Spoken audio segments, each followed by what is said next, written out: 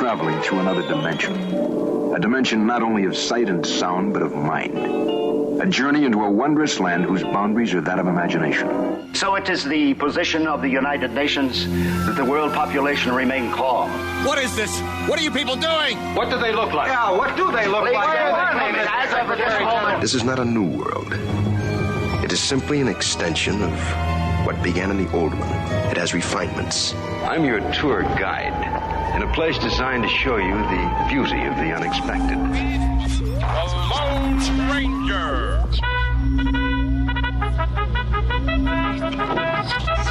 The makers of Fleischmann's High Vitamin Yeast present I Love a Mystery. America's ace of the airwaves. Big howdy do, and how are you? Hi, everybody, and welcome to NSS. This is the Reynolds Report.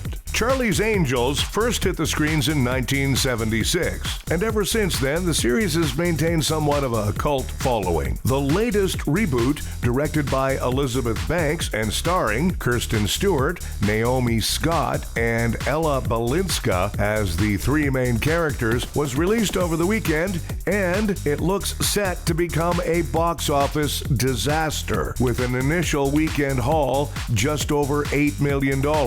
In a recent interview to promote the movie, Banks ultimately ended up defending the project when addressing criticism that Charlie's Angels is the latest entry in Hollywood's constant production line of remakes, reboots, and reimaginings, saying, "You've had 37 Spider-Man movies and you're not complaining. I think women are allowed to have one or two action franchises every 17 years. I feel totally fine with that." I agree 100%, Miss Banks. Nobody has a problem with women making action movies. We do have a problem when those movies, regardless of who makes them, suck. Celine Dion appeared on NBC's The Tonight Show Friday. Jimmy asked Celine about Titanic and if she thinks Leonardo DiCaprio's character, Jack Dawson, could have been saved. Celine, I always try to ask you a good Titanic question every time you're here because I know you probably love those. You know that's a long time ago, right? I know you love those questions. You remember the songs. No, but here's what everyone's saying, and this is still being talked about on the internets, on the interwebs. They're saying at the end of the movie, if Rose just scooted over a little bit, just a little bit, just over here, she could have saved Jack's life. Do you agree with this? Don't put me in trouble. No, come on! America needs to know. What if they want to do a Titanic #2? No, you can't do a Titanic #2. It's true. No, you can't. Listen. First of all, if you look closely to the picture, Rose is maybe dead or totally frozen, and she's not quite all there. Okay? Second of all, he doesn't need an invitation.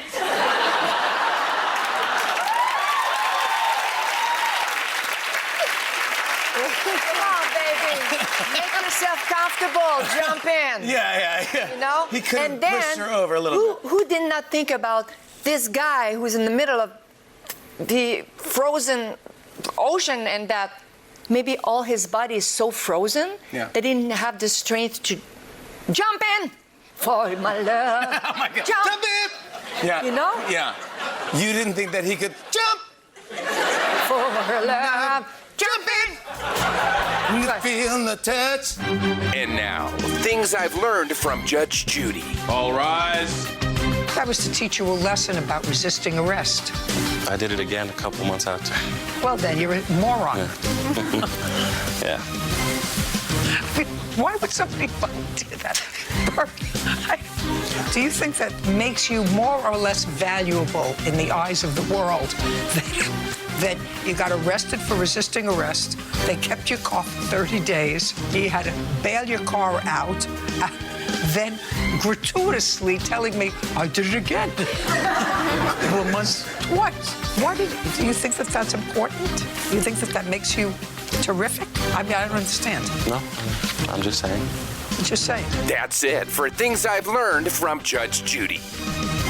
Trump was rushed to Walter Reed Hospital on the weekend with apparent severe heartburn. It seems Cheetolini ate one too many hamburgers again. Meanwhile, Trump says he will strongly consider testifying in the impeachment inquiry, but only via tweets. A Michigan man mistook his brother for a deer and accidentally shot him on a hunting trip. Well, that should make things a little awkward at Thanksgiving dinner. A pregnant woman in England gave birth in the hospital elevator on her way to the delivery room. Mother and baby are fine, but the guy riding with them had to be treated for a broken finger from pounding the button for his floor in a futile attempt to get the elevator to speed up.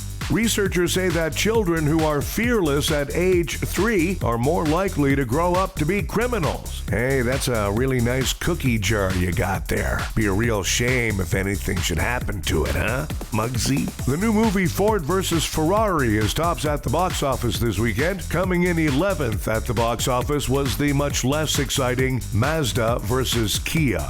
New research shows that just 10 seconds of passionate kissing transfers up to 80 million bacteria. 80 million bacteria? I'm not even that crazy about dating a woman with a couple of kids. Time for Nobody Gives a F***. Retired New England Patriots tight end Rob Gronkowski is dropping hints that some big news could be coming. 2 words, Mall Santa. Hey Gronk, nobody gives a f***. Recent survey says Olive Garden is the least favorite choice for restaurant goers. In fact, Olive Garden's endless breadsticks are so bad, they may as well be serving real sticks. Hey, fake Italian food. Nobody gives a f***. And Amazon CEO Jeff Bezos is reportedly interested in buying the Seattle Seahawks. And just thinking ahead here, does that mean Amazon Prime members get free parking at the games? Hey, rich, bald assholes. Nobody gives a f***. Thanks, everybody. We have a new episode of the Reynolds Report for you every weekday. Be sure to check out NSS Live, starring Frank D'Angelo, Tuesdays and Thursdays for NSS Live.